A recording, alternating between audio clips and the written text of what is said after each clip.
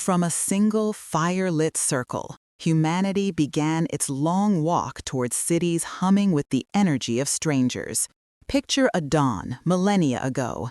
By a riverside hearth, a small band huddles. Smoke stings the air as an elder traces a story in the ash, and a new word is spoken, a tool more powerful than any stone.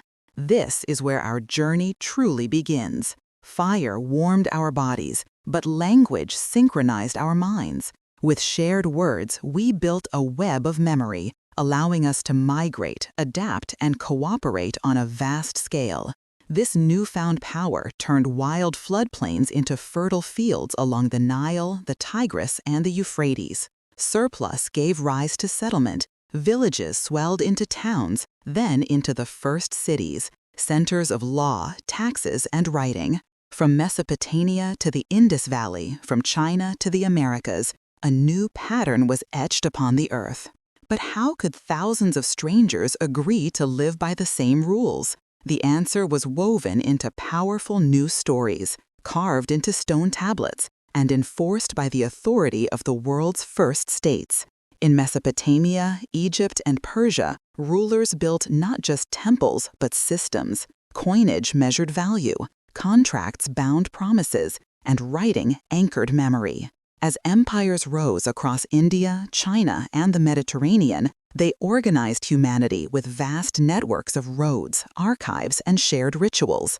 And for the first time, these sprawling centers of power began to connect. The Silk Road, the Indian Ocean sea lanes, and the trans-Saharan caravans wove the known world together. With the merchants' goods came new ideas. Paper and printing revolutionized knowledge. The compass redefined navigation. Gunpowder rewrote the rules of conflict. Faiths traveled too. Hinduism and Buddhism journeyed with pilgrims to distant lands. And moving westward, Judaism, Christianity, and Islam shaped communities with new laws, calendars, and a profound sense of shared identity. The foundations they laid are still visible today, in our cities, our trade, even in the code on our screens. But just as these land-based networks reached their peak, a new frontier beckoned. On distant coasts, sails were gathering wind. The age of oceans was about to begin. Imagine a new dawn, a tar-scented quay, the snap of sails and the creak of chains. This was the dawn of a truly global age, but it was born in collision. The Columbian Exchange mingled the world's ecologies, but also its deadliest pathogens. The Atlantic slave trade built empires on the backs of human beings. As indigenous nations collapsed and millions perished, a new global economy was forged in violence. And from this brutal upheaval, urgent new questions arose about nature, about power, and about the very definition of what it means to be human. These questions fueled a revolution of the mind.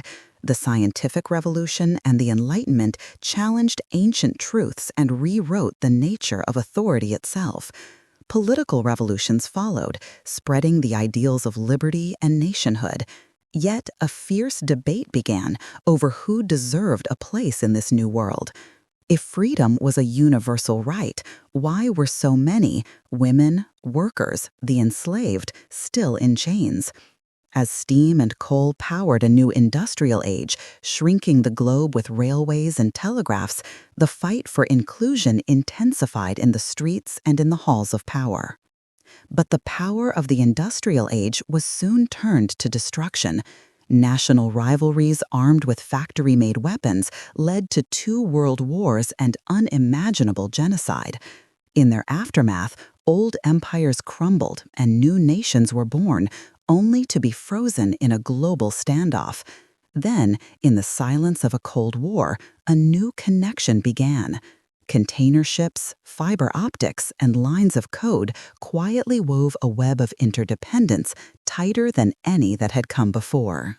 You feel its tremors today, in a supply shock, in the smoke from a distant fire, in a virus that circles the globe in weeks. Our lives, our economies, and our fates are entangled. And the task before us, is the same one we've faced since that first firelit circle: to find a way to live together, to build a just, sustainable world on a warming, deeply connected planet.